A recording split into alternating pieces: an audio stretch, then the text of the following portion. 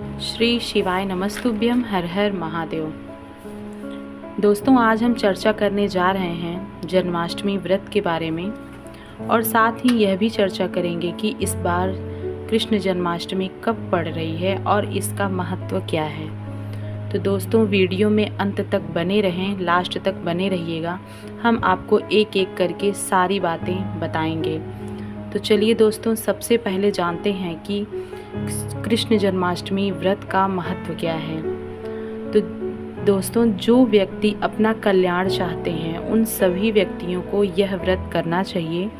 इस व्रत का बहुत ही महत्व है, क्योंकि कई पुराणों में लिखा गया है कि इस व्रत को करने वाले का, जो व्यक्ति इस व्रत को करते हैं, उनके 100 जन्मों के पाप नष्ट हो जाते हैं तथा वो प्रभु के चरणों में स्थान प्राप्त करते हैं। तो दोस्तों, इस व्रत को करने का सबसे पहला लाभ है कि उनके 100 जन्मों के पाप नष्ट हो जाते हैं। जो जाने अनजाने में हमने भूल किए हैं, पाप किए हैं, उन सभी पापों से हमको मुक्ति मिलती है। तो दूसरा लाभ यह है कि भविष्योत्तर पुराण में भगवान श्री कृष्ण ने युधिष्ठिर से कहा है कि हे युधिष्ठिर, जो मनुष्य इस व्रत को, जन्माष्टमी व्रत को करता है, उसको 20 करोड़ एकादशियों का फल प्राप्त होता है। अर्थात जो हर महीने में 2 एकादशी पड़ती हैं, हर मास की एकादशी पड़ती हैं, एक शुक्ल पक्ष की और एक कृष्ण पक्ष की, तो इसी प्रकार की जो 20 करोड़ एकादशियां हैं, उनका फल हमें प्राप्त होता है मात्र एक जन्माष्टमी का व्रत करने से। तो दोस्तों, इस प्रकार आप एक एक करके इसके महत्व को जानिए। और कई शास्त्रों में भी ब्रह्मा जी ने इसी प्रकार की बातें लिखी हैं, कही हैं। वायु पुराण में भी यही बात आती है कि जन्माष्टमी व्रत करने का बहुत बड़ा फल है। जो व्यक्ति जन्माष्टमी का व्रत नहीं करता या जन्माष्टमी के दिन अन्न ग्रहण कर लेता है, वह नरकगामी होता है। भविष्य पुराण में भी यही बात आती है। भविष्य पुराण में भी कहा जाता है कि इस व्रत को करने वाला व्यक्ति अकाल मृत्यु से बच जाता है, उसे अकाल मृत्यु से किसी भी प्रकार का भय नहीं रहता। तो दोस्तों, आप समझ गए होंगे कि एक जन्माष्टमी व्रत करने से क्या लाभ है। हमें जन्माष्टमी का व्रत जरूर करना चाहिए, इसका बहुत ही महत्व है। तो चलिए दोस्तों, बात कर लेते हैं इस बार की जन्माष्टमी कब है। तो इस बार 2023 में जन्माष्टमी हमें, कोई लोग कहते हैं 6 को भी मिलती है और 7 को भी है, लेकिन हमारे यहाँ जो सूर्य उदय के साथ तिथियाँ पड़ती हैं, हमारे यहाँ जो वैष्णव लोग हैं उसी तिथि को मानते हैं, जो तिथि सूर्य उदय के साथ हमें प्राप्त होती है। वैसे तो जन्माष्टमी 6 सितंबर को ही प्रारंभ हो रही है, लेकिन हमें जो सूर्य उदय के साथ जन्माष्टमी का जो पर्व मिल रहा है वो 7 तारीख को, 7 सितंबर यानी कि 7 सितंबर दिन गुरुवार को प्राप्त हो रही है।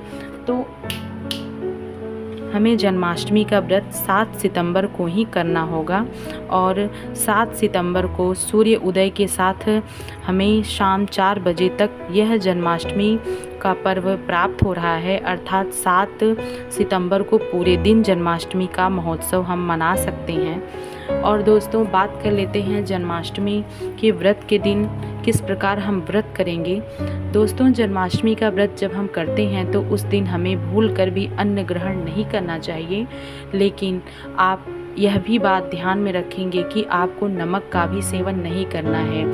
आप सेंधा नमक जो खाते हैं उसको भी अगर ना खाएं तो बहुत ही अच्छा रहेगा, क्योंकि शास्त्रों में लिखा गया है कि इस दिन हमें नमक का सेवन बिल्कुल भी नहीं करना चाहिए।